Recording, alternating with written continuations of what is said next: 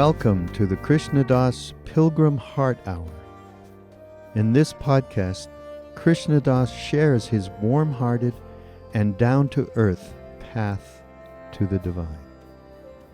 If you are interested in supporting Krishna Das's podcast, please go to BeHereNowNetwork.com/KD.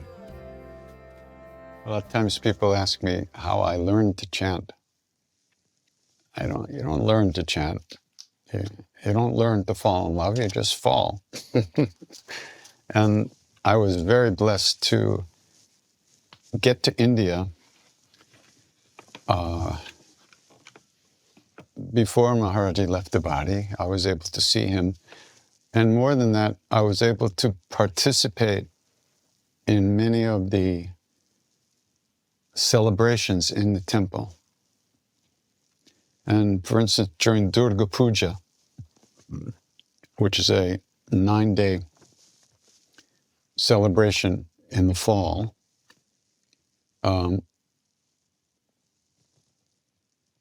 there's a fire puja for 9 days. And every day there's all these offerings into the fire and a lot of swahas and a lot of mantras. And we used to sit and listen. And it was great. But at night, you see, this is the biggest holiday of the year, really, one of the biggest holidays. And especially in the hills, it's very popular. And all the ladies, the women from town, who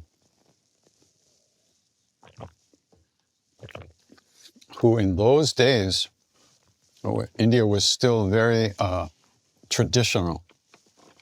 And in those days, many of the women were expected to stay at home unless they went out with their husbands. But during the Durga Puja time, when Maharaj-ji was in Kenchi, so many of the women disciples, women devotees would come from Nainital and other villages around and stay in the temple during that period for the puja time. And at night, oh my goodness, at night is when it was happening. Late at night, when everybody else had gone to sleep, all the guys had been up all day doing the fancy pujas, they would crash.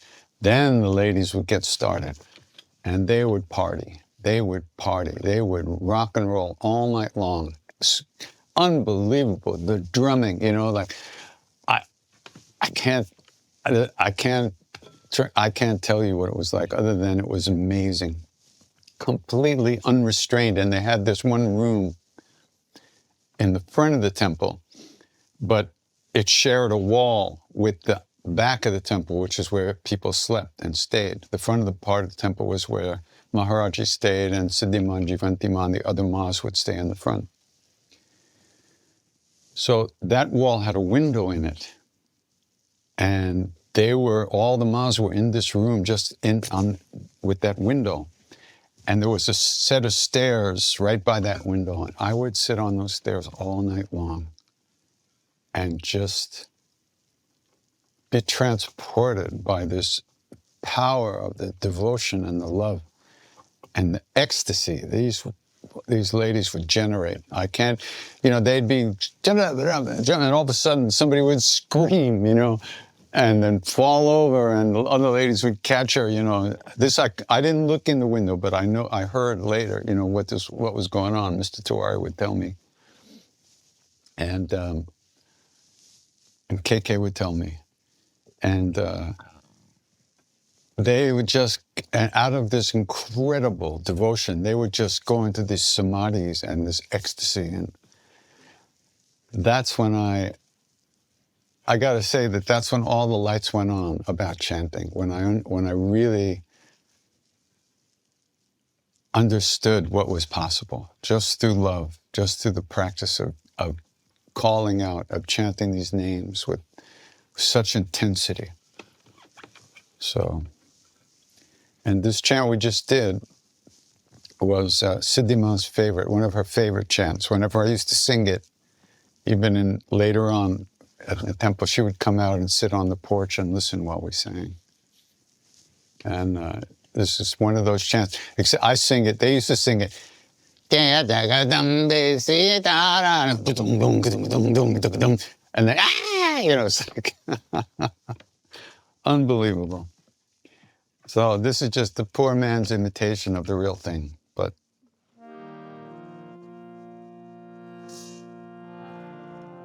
and that means what it means. Kala binashini means she who destroys time.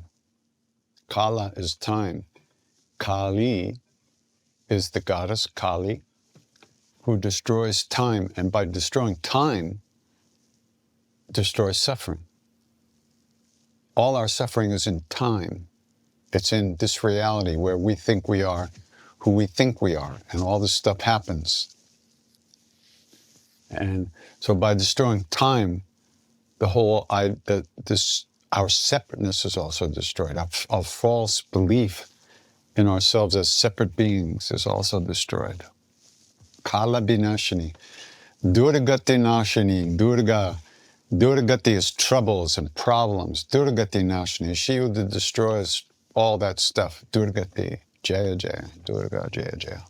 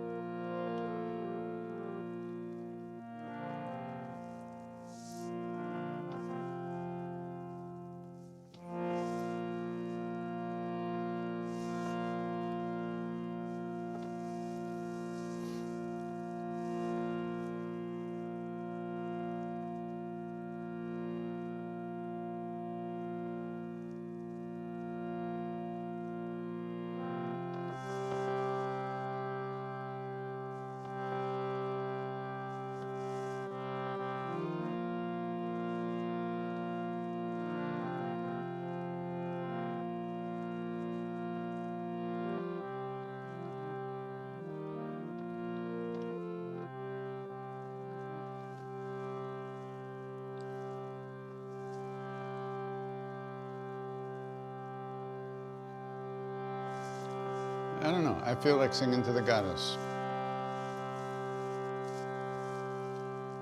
Om Namah Chandikaya. Om Namah Chandikaya. Om Namah Chandikaya. Om Namah Chandikaya. Om Namah Chandikaya. Om Namah Chandikaya. Chanting Mangala Kali, Bhadrakali, Kapalini, Durga Kshama, Shivadatri, Swaha, Svadha, Namostute, Narayani, Namostute, Narayani, Namostute, Narayani, Namostute, Narayani, Namostute, Siddhi Buddhi Pradedevi Bhukti Mukti Pradayani Mantramurte Mahadevi Mahalakshmi Namostute Narayani Namostute Narayani Namostute Narayani Namostute Narayani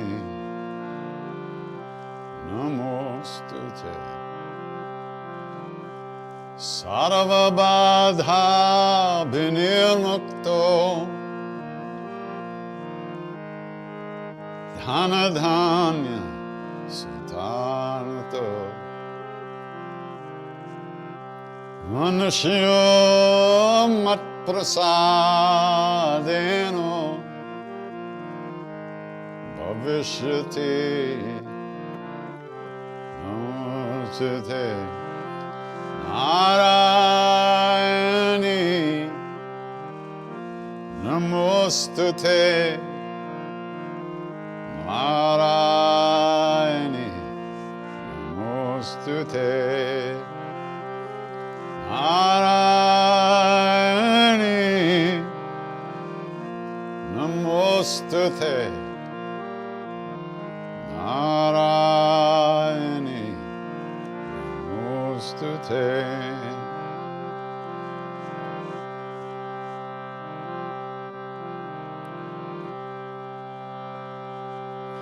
Jai Jagadanbe He Ma Durga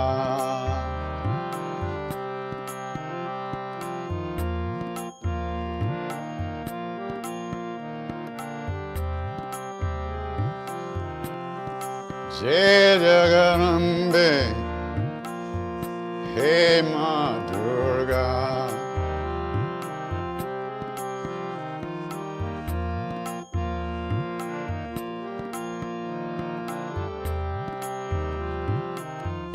Jai Jagadanbe He Ma Durga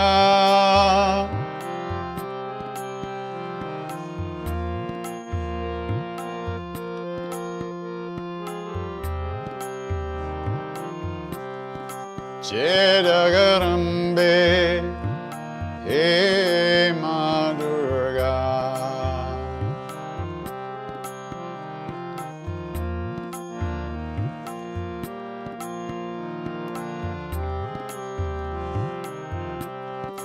Ma Kali Durga Namo Namo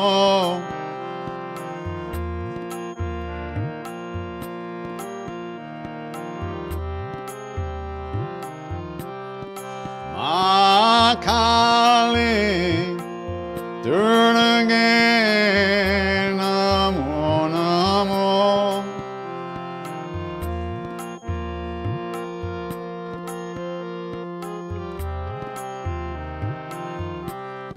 Jai Jagadanbe He Ma Durga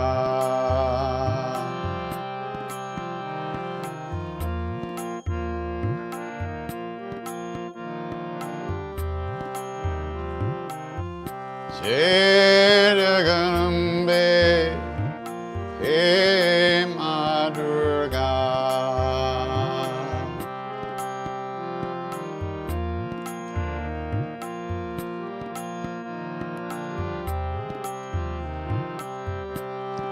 He Ma Durga He Ma Durga He Ma Durga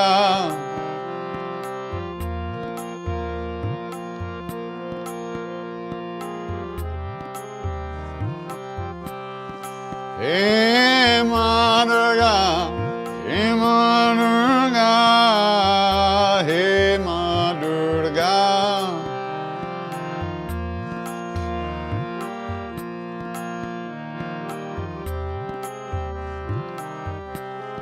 Jai Jagadanbe He Ma Durga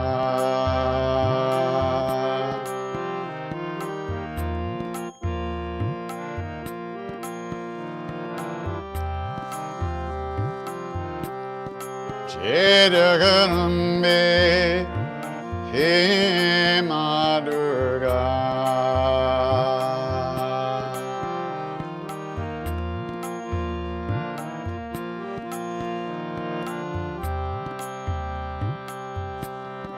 Jai Jagadanbe Ma Durga Jai Jagadanbe Ma Durga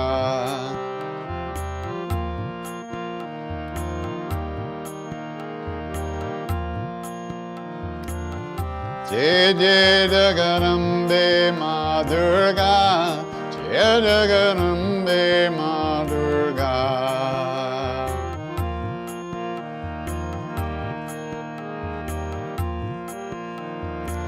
Om Narayani Om Narayani Om Narayani Om Narayani Om.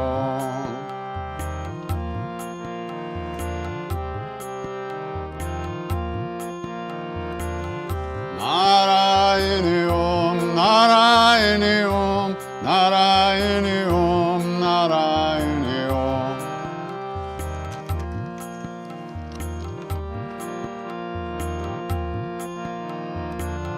Jai Jagarambe Ma Durga, Jai Jagarambe Ma Durga.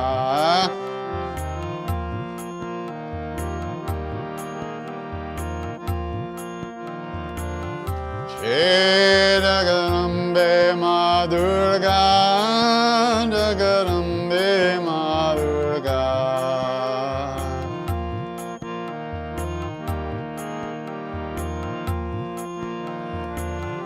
Hey Ma Durga, Hey Ma Durga, Hey Ma Durga, Hey Ma Durga.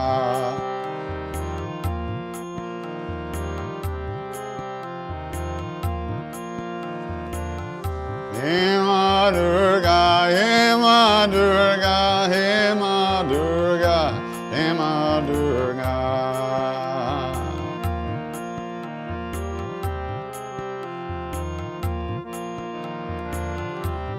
Jai Jagarambe Ma Durga, Jai Jagarambe Ma Durga.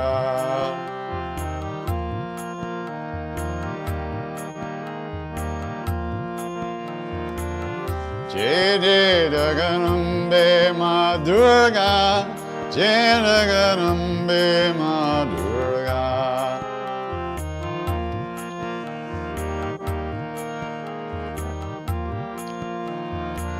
Om Narayani Om Narayani Om Narayani Om Narayani Om.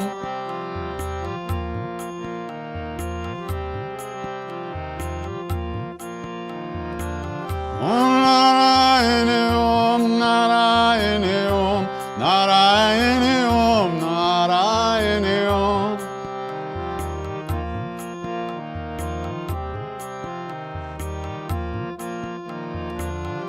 Jai Jagarambe Ma Durga, Jai Jagarambe Ma Durga.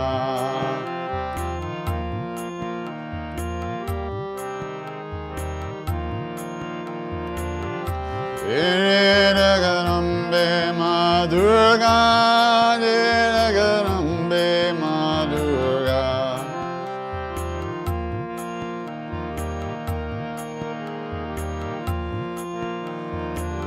Om Narayani Om Narayani Om Narayani Om Narayani Om.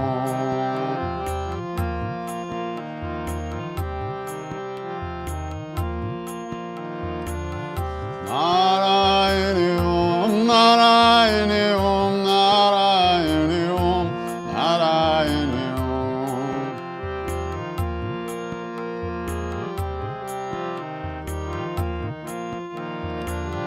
Jai Jagarambe Ma Durga, Jai Jagarambe Ma Durga.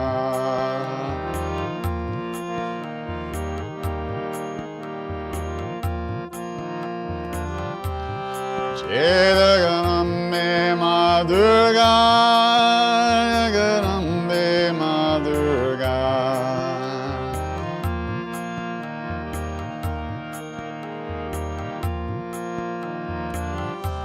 Narayani Om Narayani Om Narayani Om Narayani Om.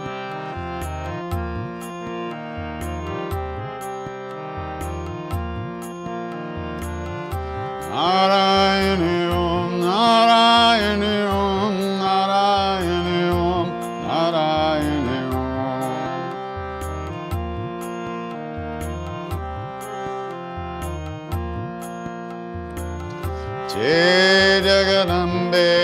Ma Durga, Jai Jagarambe Ma Durga.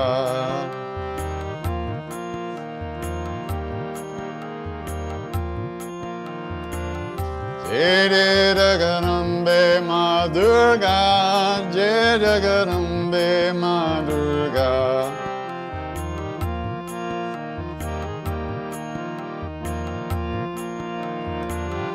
Narayani Om, Narayani Om, Narayani Om, Narayani Om.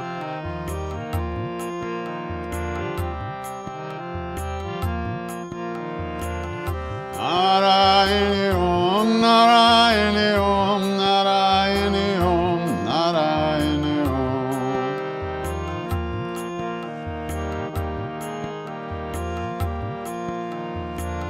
Jai Jagarambe Ma Durga, Jagarambe Ma Durga.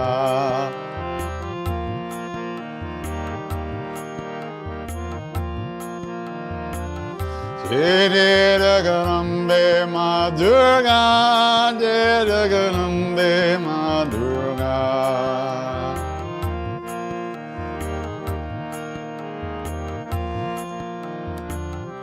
Narayani Om,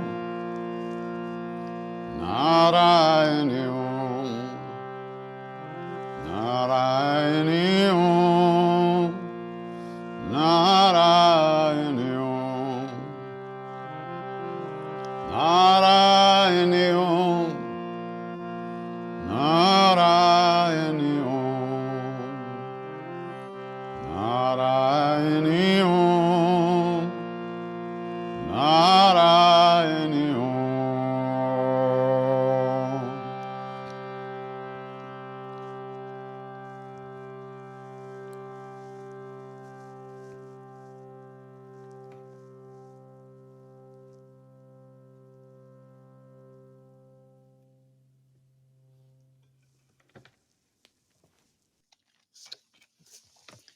Was there an event in my youth that made me want to turn to Eastern philosophy? Well, the first thing that comes to mind was my bar mitzvah. When I was 13, as I was, I was born Jewish on my parents' side. And so I was bar mitzvahed at 13. And after studying and learning a few mantras, Hebrew mantras to sing for the ceremony, there was a big party. And it's the tradition, the bar mitzvah parties, that people give you money and checks and everything. And I was walking around with a pocket full of money and checks. Like I had almost $1,000. I'm 13 years old. And my father comes over to me and says, give me the money.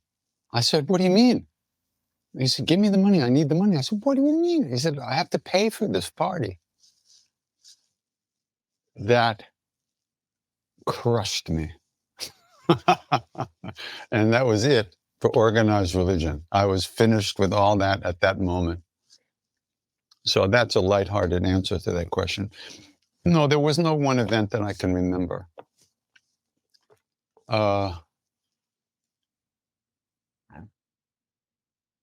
But when I first heard about Indian philosophy, because that was the first thing I heard about, and Zen Buddhism, the thing that struck me was that these were practices you could do to find something. There was nothing in my life before that indicated there was anything to find, any way to live in the world happily and find the things, get the things you wanted. So that was a big thing for me, because, like I say, until that time, I was just, I didn't know what to do. There was no hope. There was no understanding that there were practices to do. There was a path to anything. It was just, bleh, for the rest of your life. And that wasn't any fun. Do you ever feel Ram Dass with you or receive signs of his presence, even though he hasn't really gone anywhere? Well, of course, I do. I feel him all the time. 50 years for somebody, it's a very deep and sharing the deepest, the most open spaces that human beings can aspire to.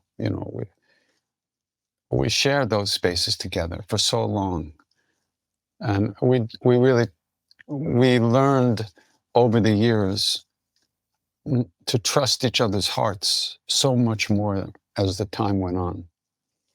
And by the last 10 years or so, or more even, so he was in the wheelchair over 20 years, but for the last 10 or 12 years, we really got close. We really, we shared a very deep space together, a very deep experience of Maharaj-ji's presence together. We would sit for hours and hours without a word being spoken or needing to be spoken. We were just communicating in this wordless way. It was very beautiful. Very, very, very beautiful.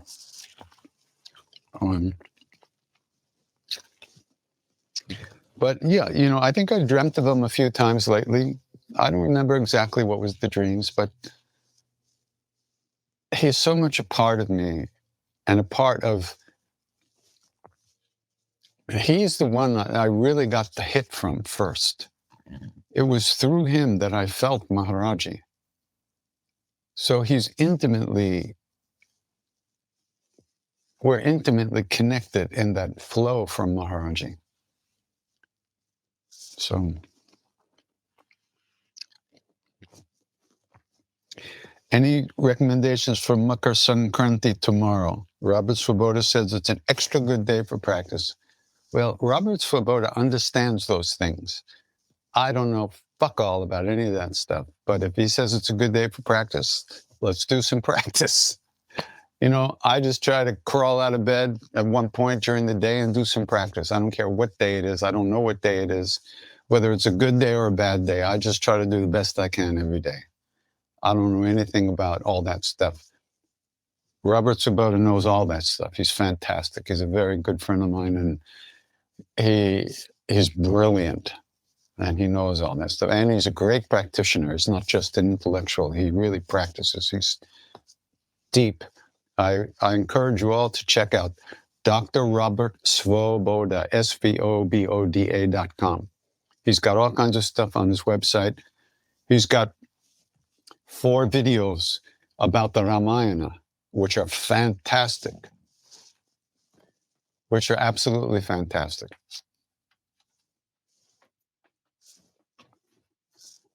And so, yeah, he's the greatest. So you'll really enjoy him.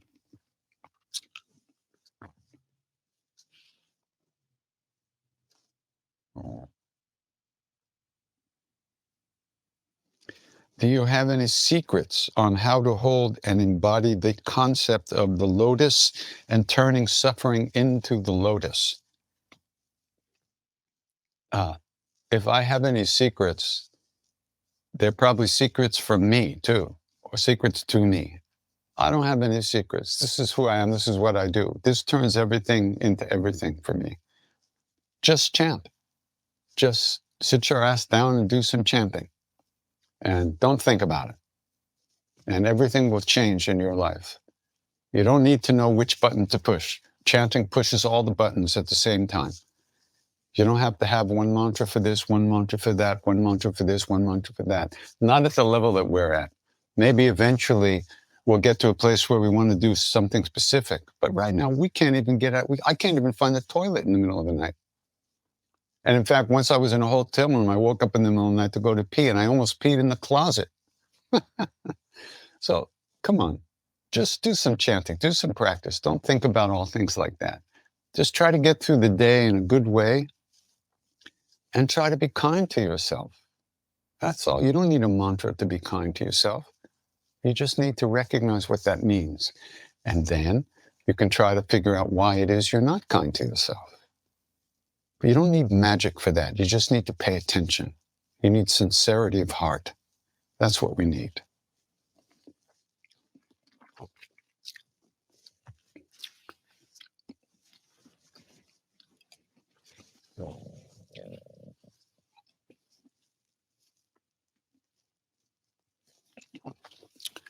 This is a question, do you describe an incident at Dada's house when, I'm reading this, you ran into Maharaj-ji in an unguarded moment on the porch, when what you saw in his eyes was so shocking that you almost fainted.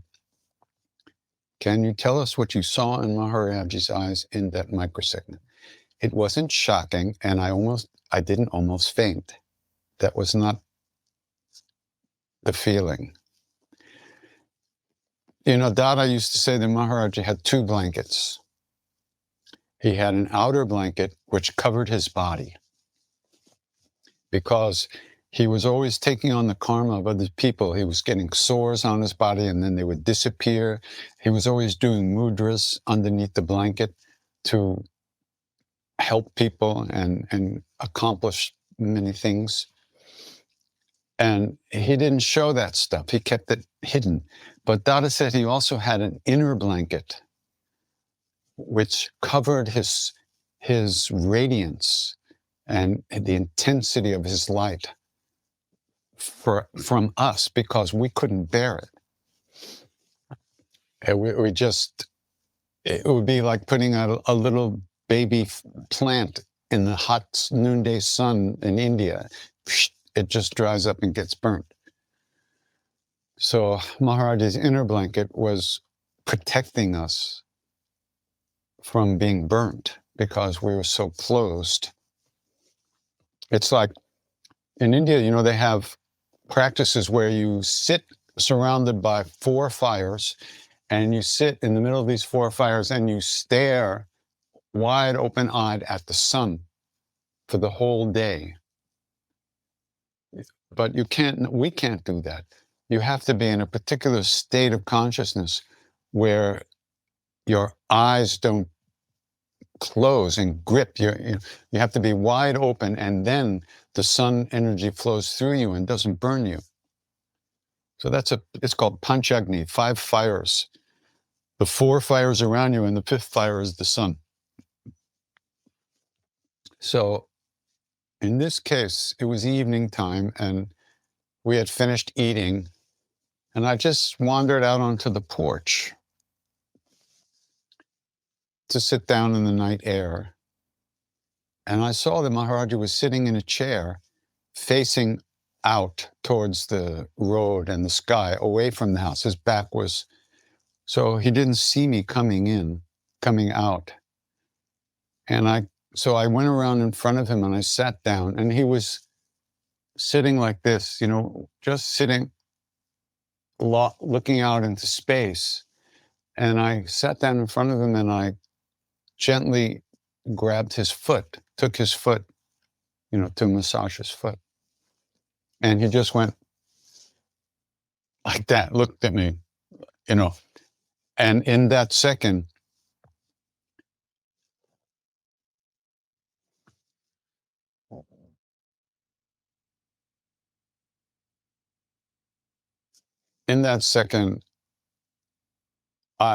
my mind stopped.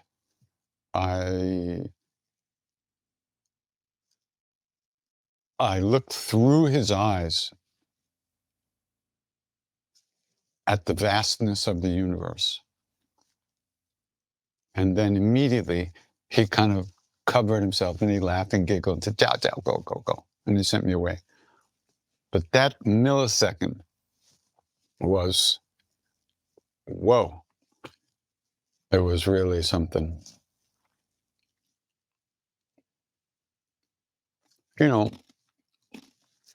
we all want this and want that. We want all these experiences. We want to have samadhi. We want to have ecstasy and bliss.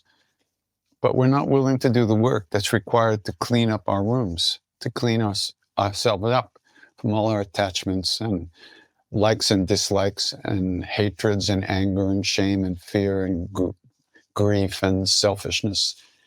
We're not, we don't want to do the work that's required to clean ourselves up, to be able to hold that stuff. The image they use in India is that if you want to pour fresh milk into a pitcher, you have to clean the pitcher first. Otherwise, all the milk will be spoiled. If it's yesterday's milk, there'll be bacteria in there. You have to wash the pitcher, and then you can fill it with the milk. So we need to find a way to wash our hearts. And if you just see how we go through the day, how much we cling to one thing and push another thing away, and like this and hate that and judge this, and we just begin to notice how much work we really have to do. So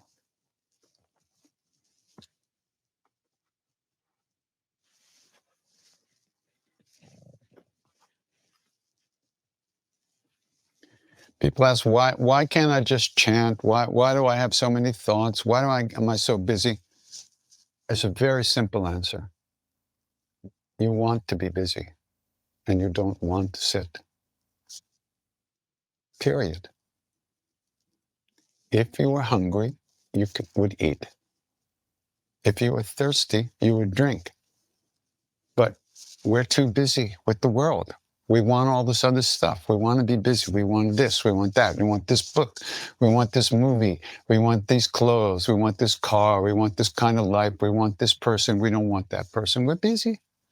We don't want to sit. If you wanted to, you would. So just accept that. This is who you are right now. There's no need, you don't have to judge yourself, but recognizing that is the beginning of taking responsibility for your state of mind. There's nothing outside of you that's controlling you and pushing you around. It's all your own desires, our own desires. I'm not saying you out. This is what we want. I have a friend who's a very advanced meditator. My goodness, I mean, really, many years of very powerful, deep practice. And yet, he wastes so much time. And he asked his guru, why am I wasting so much time? And his guru said, you wanna. It's that simple.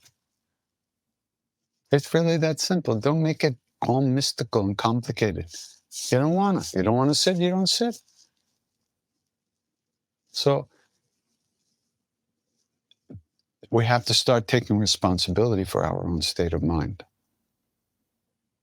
And if we don't do practice, we'll never be able to change that state of mind. And by practice, once again, I'm not saying formal, this is only this is practice. No, practice is how you go through your day, recognizing how you go through your day. It's not only on the mat or the chair or the floor or whatever. It's how you live and how you treat people and how you treat yourselves, how we treat ourselves. Somebody's saying, I'd like to read the Ramayana. Which one should I read? Does it matter which one I pick? Well, yes and no. There's two types of Ramayanas. There's Valmiki's Ramayana and many other versions of it that tell the story in a particular way, one particular way. And then there's Tulsidasa's Ramayana and the devotional versions, which tell the same story in a very different way. Up in the north where I'm from,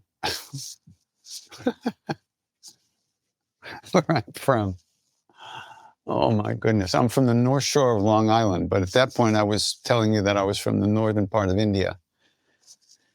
Hare Rama.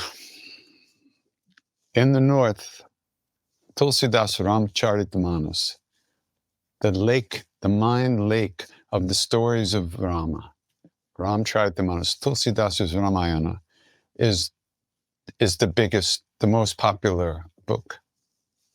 And it tells the story of Ram in a very devotional way, and it's very inspirational, and at the same time, very deep, and can rewire your system for understanding many things. So it turns out that my friend Michael Sternfeld and Michael created this program,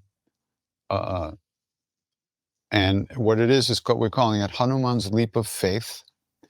And what it is going through the Valmiki Ramayana and extracting everything that Hanuman thought or said in the Ramayana and make readings of that and commenting on that. So it's a very interesting little project, big project. The details are on my website. It's called Hanuman's Leap of Faith. And I will be talking with Michael. We've done a recording of a conversation about this on January 27th. And that's a free event, January 27th. So look, once again, krishnadas.com/events, and you can get all this information. If you don't know anything about the Ramayana, if you don't know the story, then I would read William Buck's version of the Ramayana. William Buck, B-U-C-K.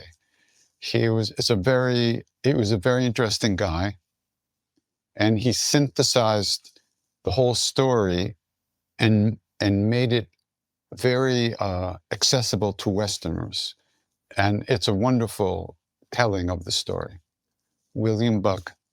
And then, of course, there's more about this leap of faith, Hanuman's leap of faith.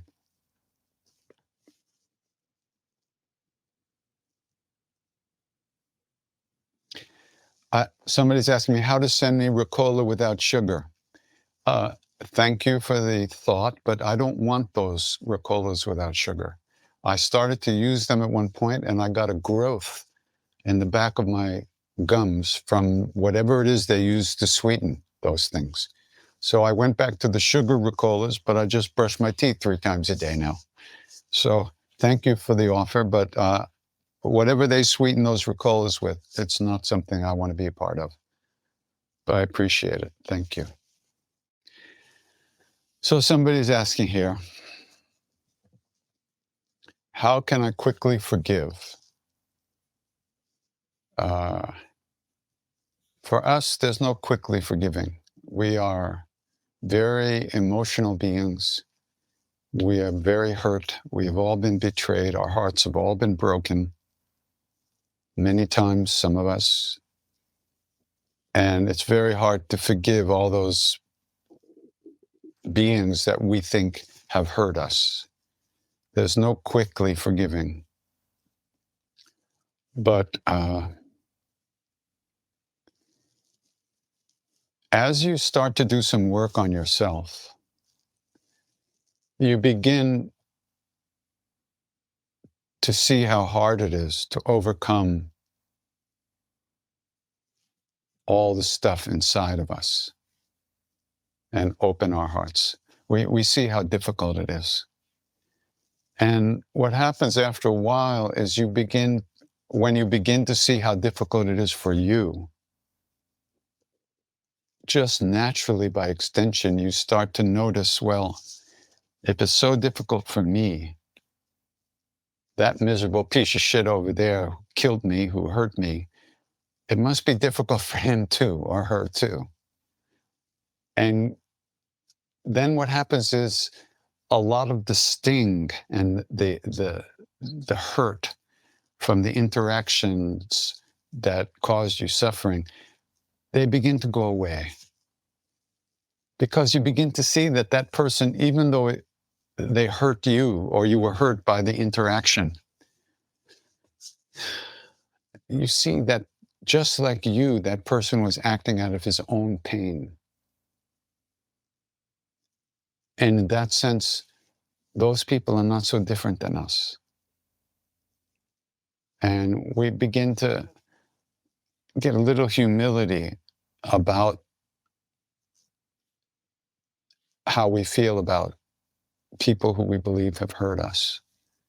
Even if they've really hurt us, I mean, physically, emotionally, directly hurt us, we begin to see that their actions weren't caused by us,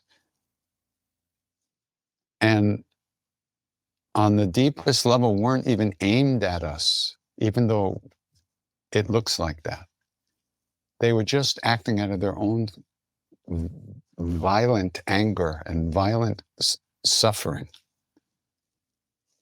and that they couldn't help themselves. And then you see that when you start to understand a little bit about karma and the laws of cause and effect, you see that that person who hurt us has created suffering for themselves as well, and they will pay. There's a karmic price to pay for that. And then again, when you see that, you realize, well, for me too, all the people I've hurt, all the people I've betrayed, all the times I've betrayed myself, I am going to have to pay a karmic price.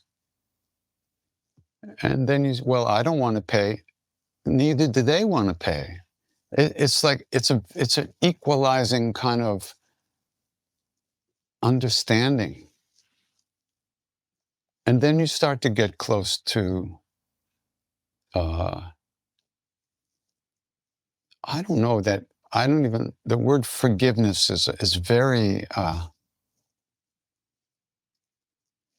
you just start to give that, you start to recognize that you have to give that person the space to be who they are.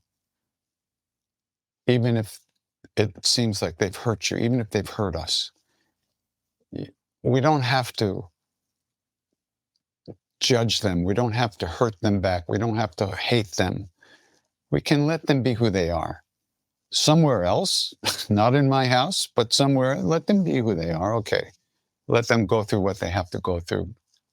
As my grandfather used to say, God bless them. Of course, he didn't mean it. That was way, he used to say, fuck you, but that was my grandfather. So, and when you can start to forgive yourself, when we can start to forgive ourselves for so many of the things that we've done that have been hurtful to other people, then we can begin to give other people a little bit of space to be who they are. When we begin to love ourselves a little bit and to be kind to ourselves a little bit,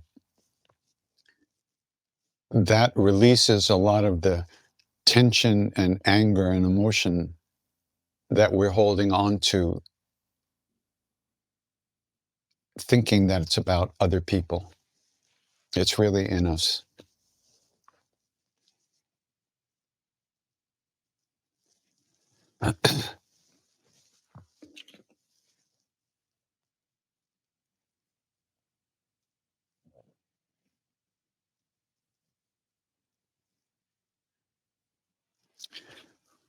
Someone's asking about the Hanuman, about the Bajrang Ban. Bajrang Ban it means the arrow or the weapon of Hanuman. Ban usually means arrow. And it's a chant or hymn to Hanuman. And it was explained to me that sadhus in the jungle, yogis in the jungle, when they get scared at night, maybe there's wild animals, maybe there's who knows what, they sing this Bajrang Ban to protect themselves. And Siddhima told me to do this practice of singing Bajrang Ban every day. Maybe I'll sing it now with you all. It's on one of my CDs, maybe Kirtanwala or Heart as Wide as the World. One of those two, I think it's on. It's a little different than the Chalisa in the sense that there's some Bij mantras in the Bajrang Ban, which need to be pronounced correctly. Hanuman Chalisa,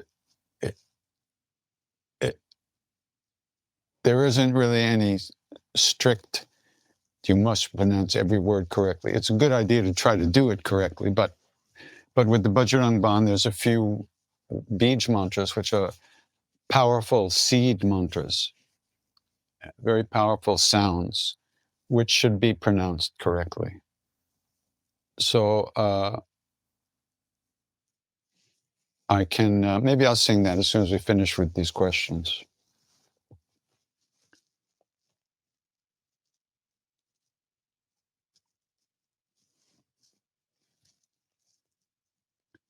which book do you recommend to understand the Bhagavad Gita? Well, there is one book that was very powerful for me. It's called The Yoga of the Bhagavad Gita by Sri Krishna Prem. Sri Krishna Prem was an Englishman who lived in India his whole life and was completely into Indian culture and Indian religion. And he was a devotee of Krishna. And it's an amazing story. And he was so brilliant. He was, this is back in the 30s, the 20s and the 30s. And he wrote this book, a couple of books. One is about the Kathopanishad, very powerful book. But the Yoga of the Bhagavad Gita, it's really deep. You can't sit down and read it through. You can read like a few paragraphs a day, a few pages a day. There's a lot to digest in there. It's really powerful. And then there's many versions of the Bhagavad Gita. Every yogi or Baba or saint who wants to start a part of a lineage or does a teaching about the Bhagavad Gita and uses it to support their own ideas about things. So it's very hard to really really experience what Krishna really says in the Gita, because everybody's approaching it from a different angle. So maybe that's okay. I don't know. But Krishna Prem doesn't have any access to grind like that. He wasn't starting a lineage or trying to get disciples. In fact, he lived pretty much in solitude. I just kicked the camera. Sorry, Instagram people. He lived up in the mountains in India with his guru, an older Indian woman who was the wife of his department head when he was a history teacher at the University of Lucknow. It's crazy, amazing story. Totally Indianized, but very powerful book. We read this out loud. Ram Dass read it to us out loud in the winter of 1969 up on at the Lama Foundation in New Mexico. And it was like being rewired. It was so powerful. Nina, if you're there, could you write that number? Did you write it in the chat, the name of the book? Yoga of the Bhagavad Gita by Sri Krishna Prem. It was hard to come by, but I think now they've just released it in a paperback form. It's a little easier to find. And then there's one of the translations that I like very much is the translation by Christopher Isherwood and Swami Prabhavananda. I forget what it's called. Is it called? But that's a nice translation because Christopher Isherwood was a great writer and knows how to use the English language. And there's another one out now, a very new translation that's also cuts through, pairs away a lot of the Western mystical Christian imagery from the translations. Because in English, all the religious and spiritual words are part of Christianity. I mean, the soul, all those images are from the Western religion, which is Christianity. But this document, the Bhagavad Gita, was way before that. And so trying to get it in English as it's written is not so easy. What's the name of that one? Damn it. I don't remember. It's a very nice book. Bhagavad Gita. I don't know. I can't remember. So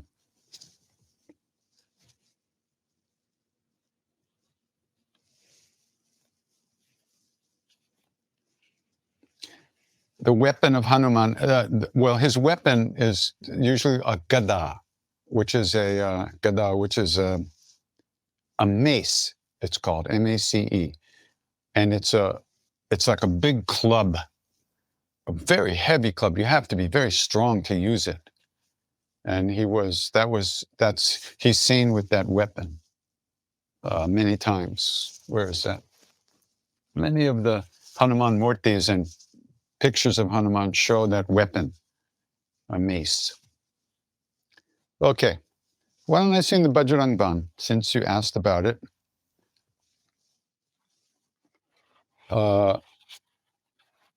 Like I said, the words are probably somewhere on my website. And recently, Nina, I think I went through them and corrected some of it, and I had sent it to you. I don't know if the corrected version got up on the website, but hopefully it did. When I try to sing the Bajrang Ban,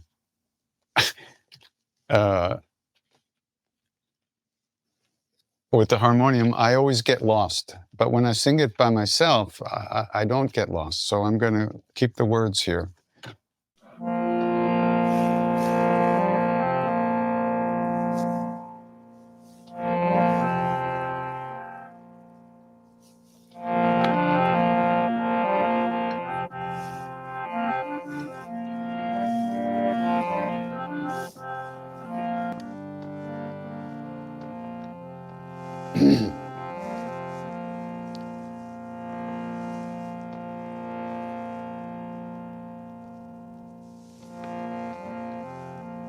Nishchay prem pratiti te vinaya kare sanaman teke karaj sakal shur siddha kare Hanuman Jai Hanumant sant hitakari sun लीजिए प्रभु अर्ज हमारे जन के काज विलंबन कीजिए आतुर दौड़ महासुख दीजिए जैसे कूड़ी सिंधु वही पार सुरसा बदन पेत बिस्तार आगे जाए लंकिनी रोक मरहु लात गई सुरलोक जय विभीषण को सुख दीन सीता निर की परम पद लीन पागु जारि सिंधु वही पार सुरसा बदन पेत विस्तार आगे जाई लंकिनी रोक मरहु लात गए सुरलोक जय विभीषण को सुख दीन सीता निर की परम पद लीन बाग उजाड़ सिंधु महागोर अति आतुर यम कातुर थोर अक्षय कुमार को मारि संहार धूमल पेत लंक गोजारा लाह समान लंक जर गई जय जय दुरि सुरपुर महाभाई अब विलंब के कारण स्वामी कृपा करो अंतर्यामी जय जय लखन प्राण के दाता आतुर होए दुख करहु निपात जय गिरिधर जय जय सुख सागर सूर समूह समर्थ भटनागर ओम हनु हनु हनु हनुमंत हटीले बेरही मारो वज्र के कीले कटा बज्रले बेरही मारो महाराज प्रभुदास उबारो हुंका महावीर दाव वज्र गदा हनु विलंबन लावो ओम ह्रीं ह्रीं ह्रीं हनुमंत कपीश ओम हुं हुं हुं हनुरेर शीश सत्य हो हरि शपथ पाय के रामदूत दरुमर जाय के जय जय जय हनुमंत अगाधा दुख पवत जन के अपराधा पूजा जप तप नेम आचारा नहीं जानत हो दास तुम्हारा बन उपबन मग गिर ग्रह माही तुमरे बल हम दर पट नाही पान परो कर जोरी मनाओ यही अवसर अब के गहराओ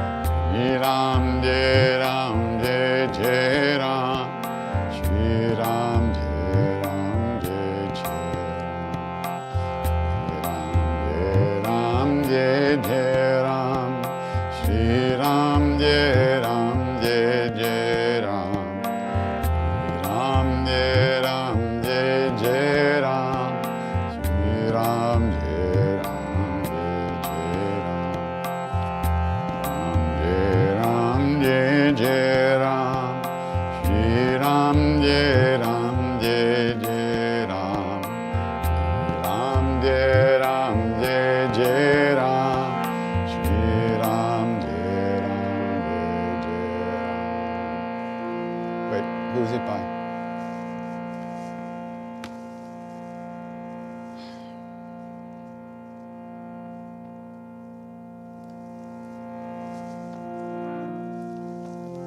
So that's the Bajrang Ban. Let's sing Hanuman Chalisa now. The name of that book, that translation of the Bhagavad Gita, that is by Jeffrey Armstrong and Kavindra Rishi. And it's called The Bhagavad Gita Comes Alive. Very nice new translation. And it slices away all of the Western Christian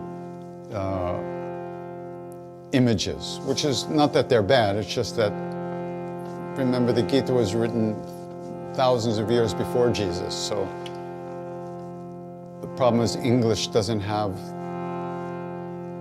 how to talk about that stuff without those images, so it's very, very nice translation.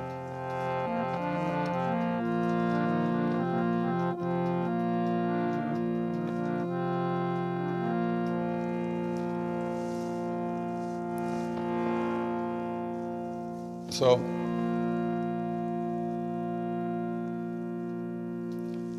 that question about forgiving others.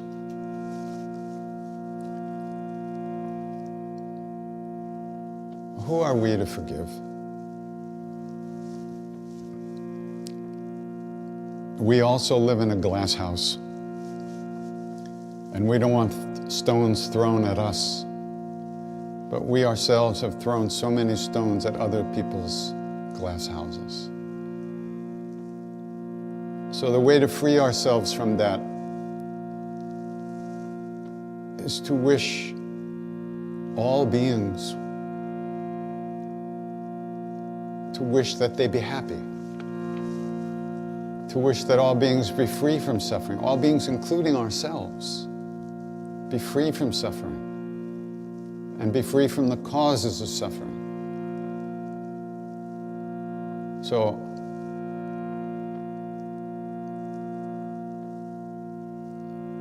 we're going to sing the Hungry Heart's Prayer and then Hanuman Chalisa, because, like I said, the Hungry Heart's Prayer, I've said many times, was given to me by Bernie Glassman.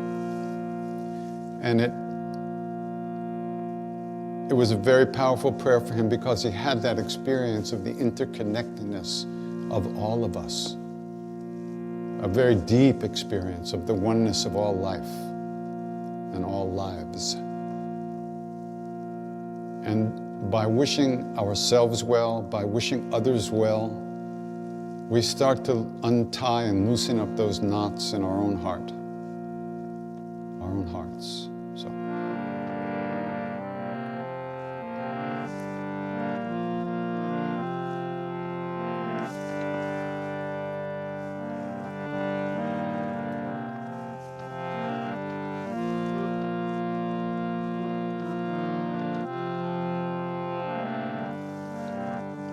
Calling out to hungry hearts everywhere through endless time. Wait, so I don't know, I always keep forgetting to tell this part of the story. So when I finally, you know the whole story, he gave me this and said I could sing it at the next meeting of the Zen Peacemakers, which was in 11 months, and then finally a melody came to me.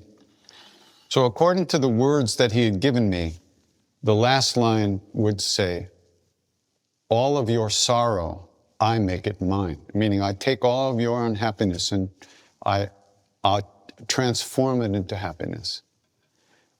So right before going into the room where I was going to sing it, Bernie showed me the piece of paper I had sent him, the way I had rearranged some of the words.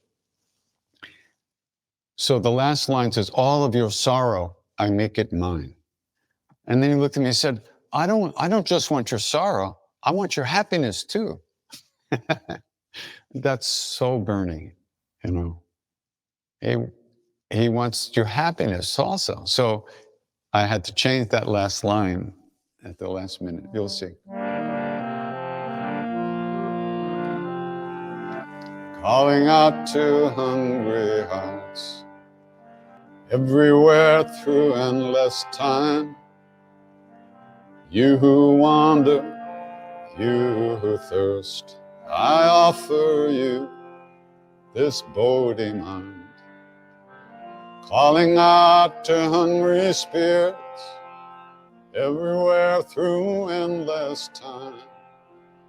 Calling out to hungry hearts, all the lost and the left behind. Gather around and share this meal, your joy and your sorrow, I make it mine.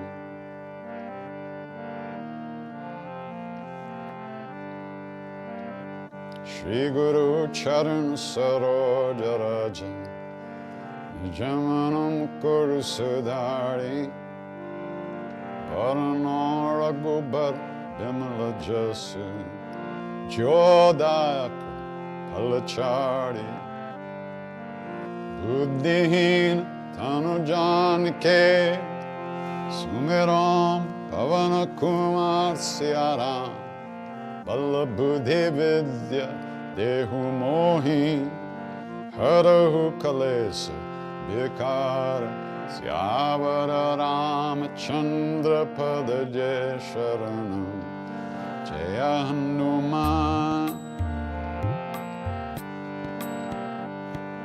Jaya Hanuman Gyana Gunasaga Jaya Kapi Sati Loka Ujjala Ramaduta Turta Baladhama Anjani Putra Pavana Sutana Mahavira Bikrama Bhajarangi Martinivar Sumati Kesangi Kanchana Varan Viraja Subesa Kanana Kundala Kunchita Kesa Atta Bajra Dvaja Viraja Kande Munja Jane Usad Shankara Suvana Kesari Nanda Teja Pratap Mahajagabam Vidyavan Guni Ati Chatur Amakaj Karibe Koatu Prabhu Charit Sunibe Korasya Rama Lakhan Sita Manabase Sukshma Rupa Daresya Hindekava Vikata Rupa Darelanka Jarava Bhima Rupa Dare Asura Sanhare Ramachandra Kekaja Sanvare Lai Sajivana Lakana Jiaye Shri Raghubira Harshira Lai Raghupati Kinhi Bahut Barai Tuma Mama Priya Bharatai Samabhai Sahasabadan Tumaro Jasaga Asakai Shri Pati Kantalaga Sanakadika Brahmadi Munisa Narada Sharada Sahita Ahisa Makumber Tigapala Jahante Biko Bidakai Sake Kante Upakar Sugriva Hinkinha Rama Melai Rajapadadin Maro Mantra Bibishanaman Lankeshwara Bai Sabha Jagajan Gasahasra Jojana Paraban Vilyotai Mudura Palajan Prabhu Mudrika Mele Mukamahi Chaladilange Gair Charajanahi Durgama Kaja Jakarta Kejete Sugama Anugrahatumare Amaduare Tumarakovar Hotana Agya Binu Pezar Sab Sukala Hai Tumhari Sharana Tumara Chakahu Kodaran Apana Teja Samaro Ape Inon Lokahanka Tenkampe Buddha Sashana Katanahi Ave Mahavir Javanama Sunave Nasero Gahare Sabapir Japata Nirantara Hanumatabir Sankatate Hanuman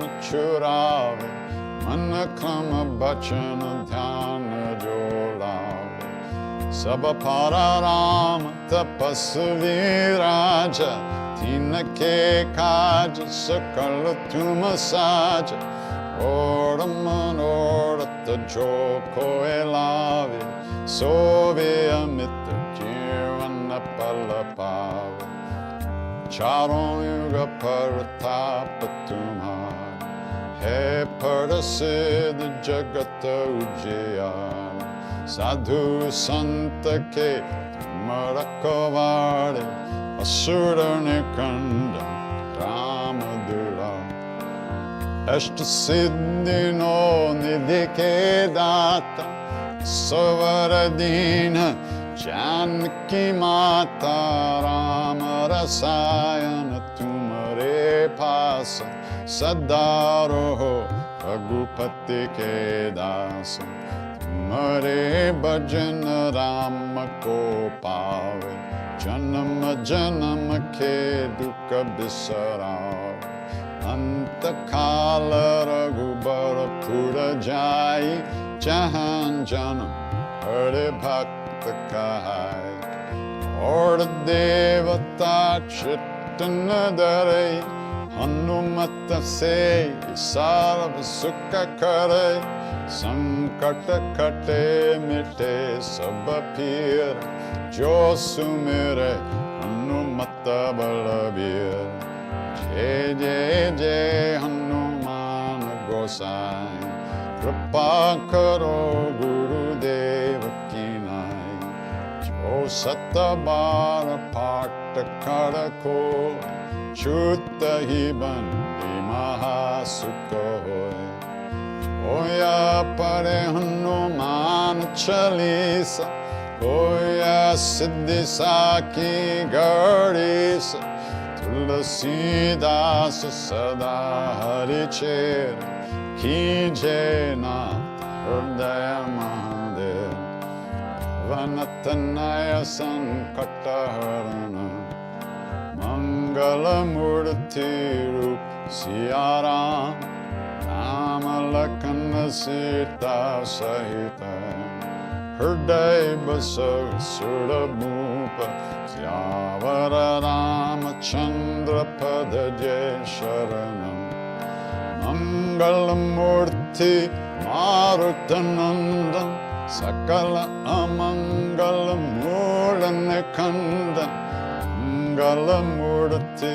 Marutanandam Sakala Mangala Muranakandan Shri Ram Jai Ram Jai Jai Ram Shri Ram Jai Ram Jai Jai Ram Shri Ram Jai Ram Jai Jai Ram Shri Ram Jai Ram Jai Jai Ram, Shri Ram Jai Ram Jai Jai Ram, Shri Ram Jai Ram Jai Jai Ram, Shri Ram Jai Ram Jai Jai Ram, Shri Ram Jai Ram Jai Jai Ram, Shri Ram Jai Ram Jai Jai Ram, Shri Ram Jai Ram Jai Jai Ram, Ram Jai Ram Jai Jai Ram, Shri Ram Jai Ram Jai Jai Ram, Taram Sitaram Sitaram Sitaram, Ram Sitaram Sitaram Sitaram, Shri Ram Jai Ram Jai Jai Ram, Shri Ram Jai Ram Jai Jai Ram, Shri Ram Jai Ram Jai Jai Ram, Shri Ram Jai Ram Jai Jai Ram, Shri Ram Jai Ram Jai Jai Ram, Shri Ram Jai Ram Jai Jai Ram, Shri Ram Jai Ram Jai Jai Ram, Shri Ram Jai Ram Jai Jai Ram, Shri Ram Jai Ram Jai Jai Ram, Shri Ram Jai Ram Jai Jai Ram, Shri Ram Jai Ram Jai Jai Ram, Shri Ram Jai Ram Jai Jai Ram, Shri Ram Jai Ram Jai Jai Ram, Shri Ram Jai Ram Jai Jai Ram, Sitaram Sitaram Sitaram Sitaram Sitaram Sitaram Sitaram Sitaram, Shri Ram Jai Ram Jai Jai Ram, Shri Ram Jai Ram Jai Jai Ram.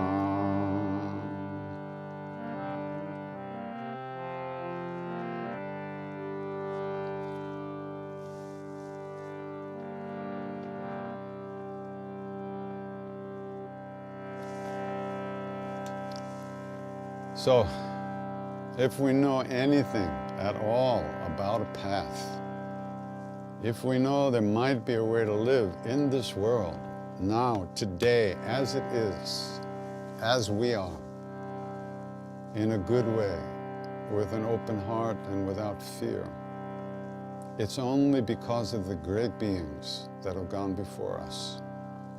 Out of their love, out of their kindness and compassion, they left some footprints for us to follow. So, in the same way that they wish for us, in the same way that they wish for us, we wish that all beings everywhere, all of us, be safe, be happy, that all of us have good health and enough to eat.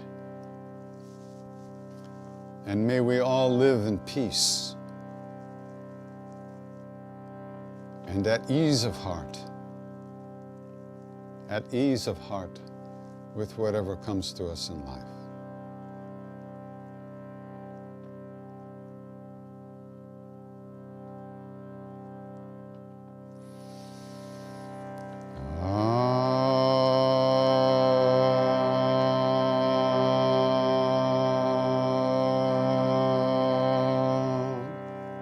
Shanti.